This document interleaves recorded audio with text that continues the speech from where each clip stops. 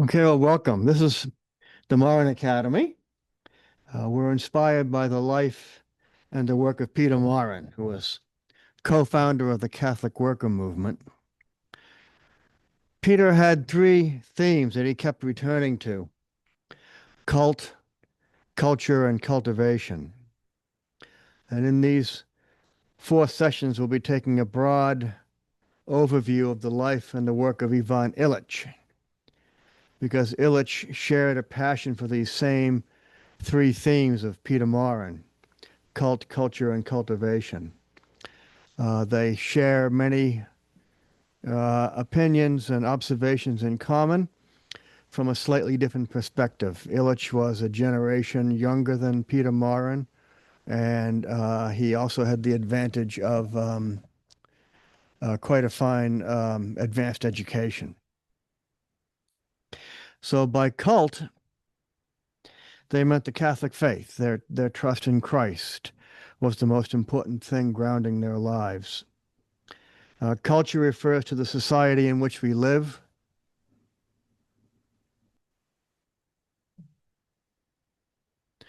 And their insights into its strengths and weaknesses, the ways in which they thought it ought to best be shaped by what the church has to teach.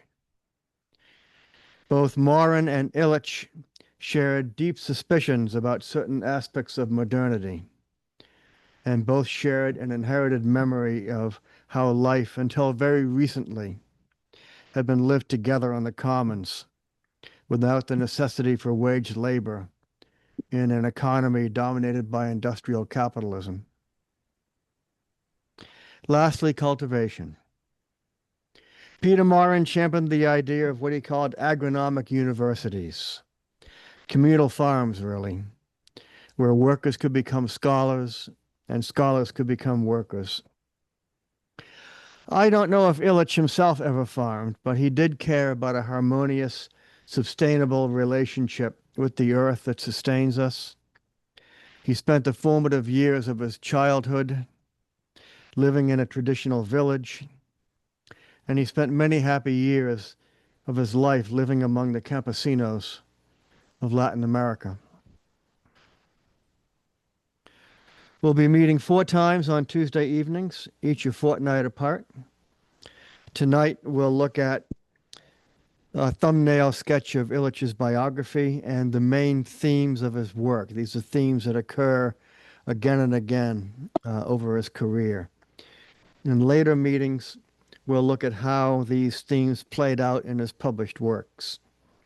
He was a prolific writer, so we'll not be considering everything that he wrote, but we'll be focusing on the major works.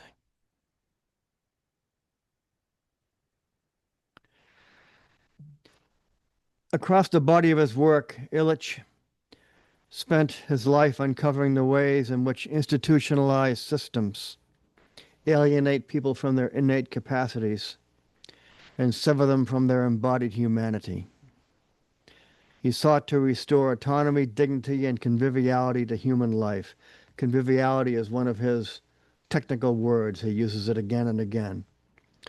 He thought that modern industrial society disrupts the natural patterns of life and replaced lived personal experience with impersonal, commodified systems. He was ferociously brilliant.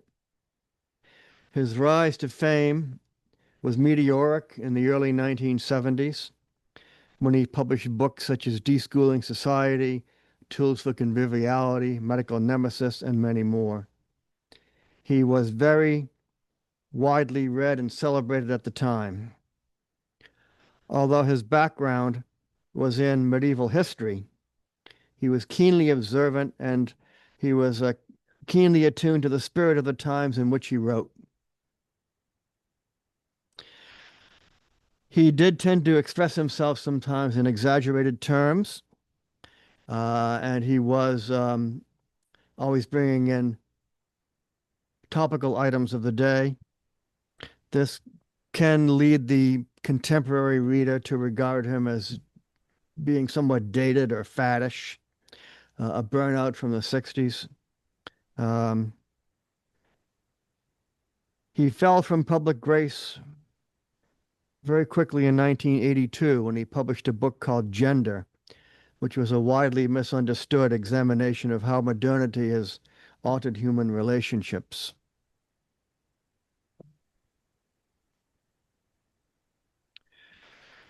His work examines the changes in our thoughts, in our society, our attitudes, and our language since the late medieval period. He was an historian, a philosopher, a priest, and a cultural critic who was attempting a phenomenology of modernity.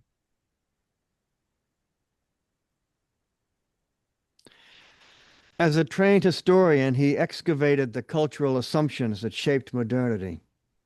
He called himself an historian, not a theologian, because to claim to be a theologian is to claim some authority, and he didn't want to do that. Only by studying the past can we cultivate a sense of how strangely out of tune our modern society is, how far our manufactured world is from the natural world. We study history to get outside our present situation enough so we can better recognize and know the limitations of the present. He studies the past to learn about the present and to try to open up some possibilities that will inform us for the future.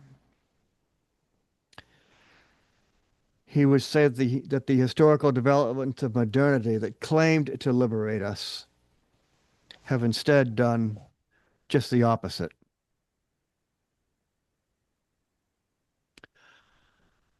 This is a quote from a book by David Cayley.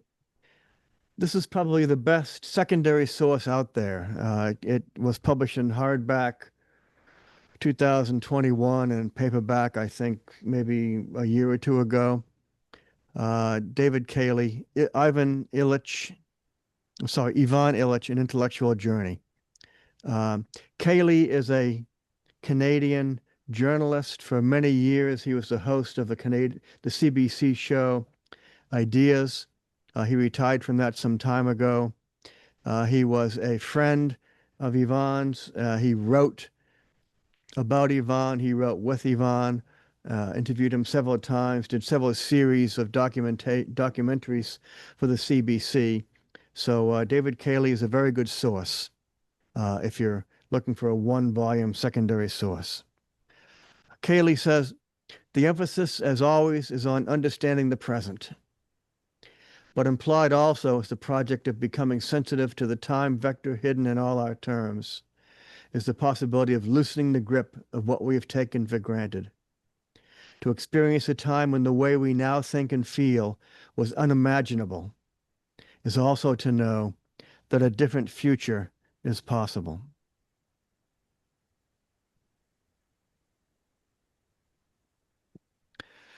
Illich's thought is similar in many ways to that of another Catholic philosopher, Peter Maurin.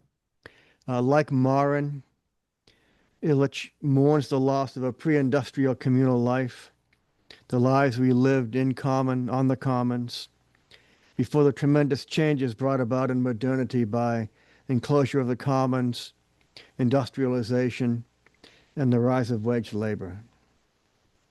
Illich is not a romantic. He is not a socialist. He is not calling for a return to pre-modern patterns, but he wants us to find ways to use modern technology in ways that enhance our lives and community. Illich called this goal conviviality, a world where we can flourish together. Peter Maurin called it building a world where it is easier to be good. Some people also called it building a new world in the shell of the old. I'm not sure if Maurin ever said that or not. It's attributed to him. I know the Wobblies said it. I'm not aware of any time Ivan Illich talked about Peter Maurin, though. Although Illich would have been right at home in one of Maurin's agronomic universities. And Maurin would have felt right at home in one of Ivan Illich's kitchen parties. Illich was very sociable. He loved to entertain, to get together with friends, to sit around and talk.